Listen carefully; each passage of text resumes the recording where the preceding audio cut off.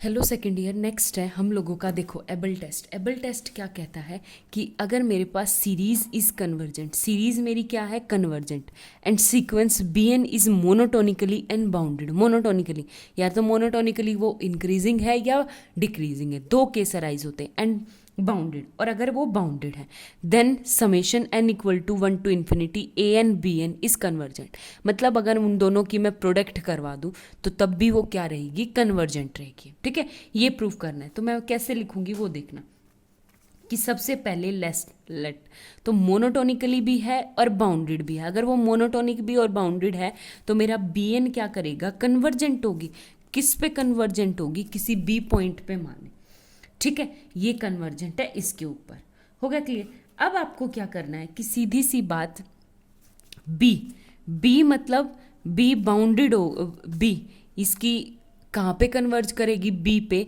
कब, जब जो बी है वो आपका, अगर बी एन मेरी मोनोटोनिकली डिक्रीजिंग है तो ये इसका हो जाएगा ग्रेटेस्ट लोअर बाउंड। ठीक है, और अगर बी एन आपकी मोनोटोनिकली इंक्रीजिंग है तो ये आ जाएगा लीस्ट अपर बाउंड।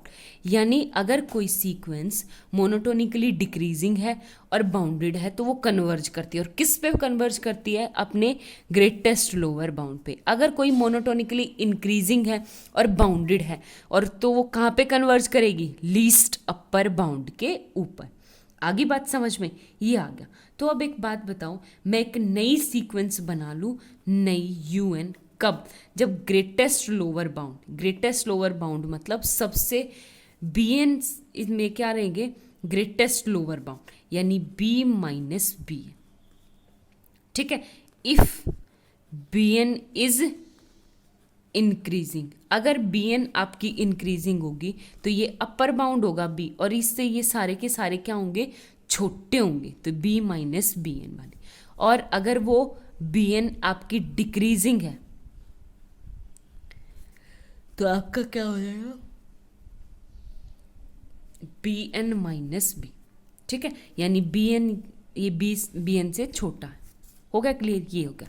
अब एक बात बताओ, ये था मेरे पास यू एन, और u N minus you n plus one क्या हो जाएगा, देखो कैसे करेंगे भाई। U N minus you n हमें ये चेक करना है। तो देखो यू एन यानी बी माइनस बी एन, बीच में माइनस का साइन, क्या आ जाएगा, simple b minus b N plus one. ठीक है, if B N is increasing, और आपका ये क्या आ जाएगा, b n minus B, minus का B N plus one minus का B, if B N is decreasing. ठीक है, ये आ गया। आगे बात समझ में। अब एक बात बताओ, ये भी पॉजिटिव, ये भी पॉजिटिव टर्म, क्योंकि आपके पास ये बी एन से बी एन कट जाएगा तो बी एन, और ये माइनस माइनस प्लस का बी एन प्लस वन, यानी आ जाएगा b N plus one minus का बी एन। अगर वो इंक्रीजिंग है तो बी एन प्लस वन बड़ा हो जाएगा। अगर वो डिक्रीजिंग है तो आपका आ जाएगा, क्या आएगा, b n minus b N plus one. तो ये भी क्या है, पॉजिटिव।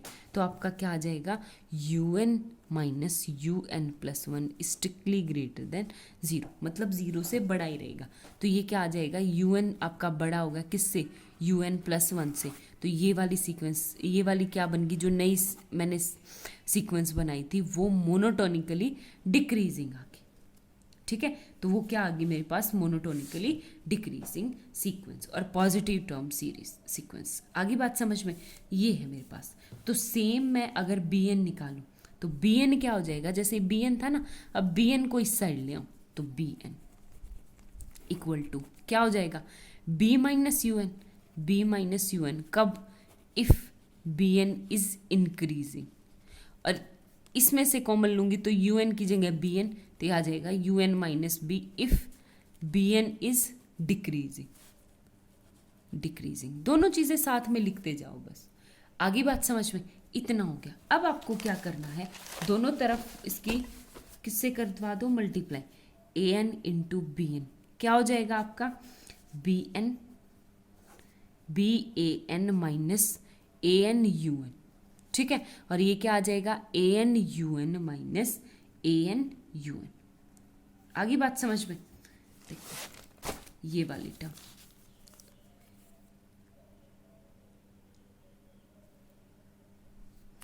ये देखो आपका भी, एक सेकेंड यहाँ पे एक छोटी सी मिस्टेक करके चले हुए। देखो ये वाली यू एन माइनस बी, अगर आप ऊपर देखोगे यहाँ पे तो यू एन की वैल्यू क्या आ जाएगी आपके पास, इस माइनस बी को उस साइड ले जाऊंगी तो बी एन की वैल्यू आ गई ना, b n equal to u n plus, तो ये बीच में प्लस आएगा। ठीक है, तो देखो यहाँ से b N plus b, u n plus b and b minus you n, अगर इंक्रीजिंग है डिक्रीजिंग, इससे हमें किसकी मल्टीप्लाई करवाई थी, ए एन की, तो ये टर्म आ गई। आगे बात समझ में? अब आपको इंक्रीजिंग और डिक्रीजिंग का कोई वो नहीं है।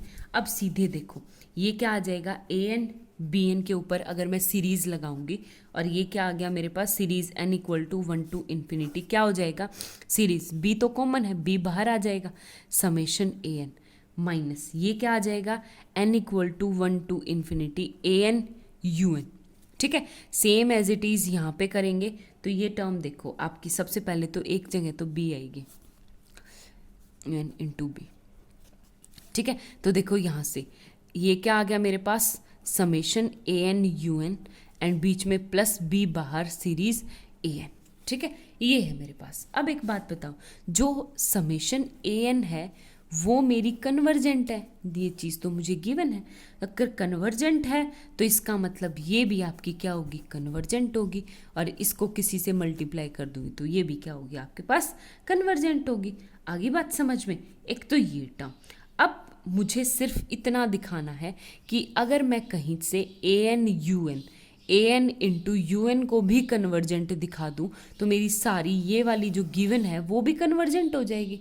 ठीक है, तो कैसे दिखाएंगे वो देखो। अब हमें सिर्फ इतना दिखाना है कि A N into u N ये कन्वर्जेंट है। देखो कैसे दिखाएंगे,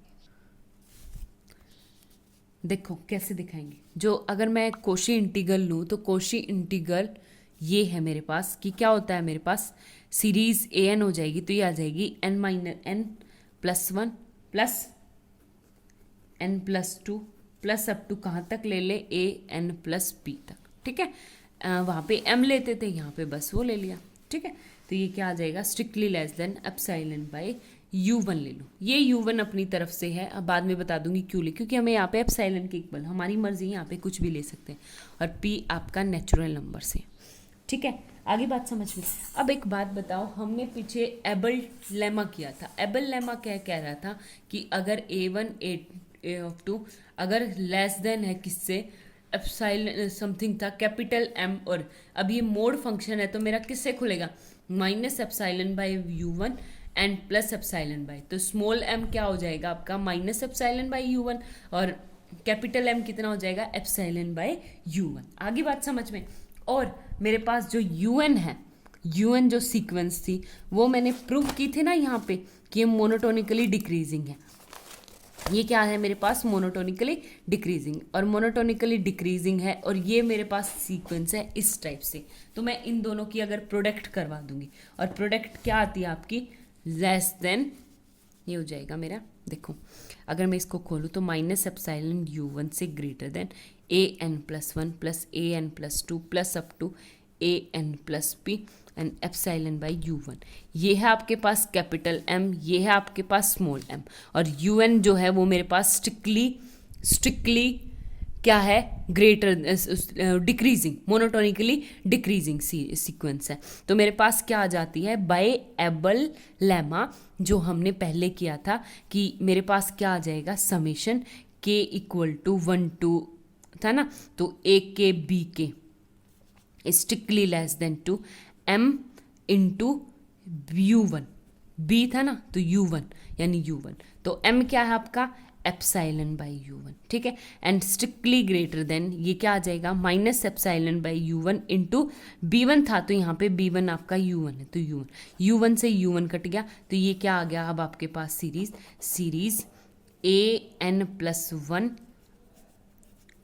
b n plus 1 plus a n plus 1 sorry u plus u n plus 2 plus up to कहाँ तक, a n plus 1 and a n b n plus p तक। ठीक है, यहाँ तक तो लेस देन आ गया किससे, एप्साइलन से। तो बाय कोशी इंटीग्रल ये वाली सीरीज की series a N you n is convergent. अगर a N you n convergent होगी तो अब ऊपर देखो, ये भी कन्वर्जेंट, ये भी, दोनों का सब्ट्रैक्शन भी कन्वर्जेंट, ये भी कन्वर्जेंट, ये भी, दोनों का प्लस भी क्या आ जाएगी, कन्वर्जेंट। हैंस आपके पास क्या आ गई कि series n equal to 1 to infinity a n into B N is convergent. ठीक है, थैंक यू।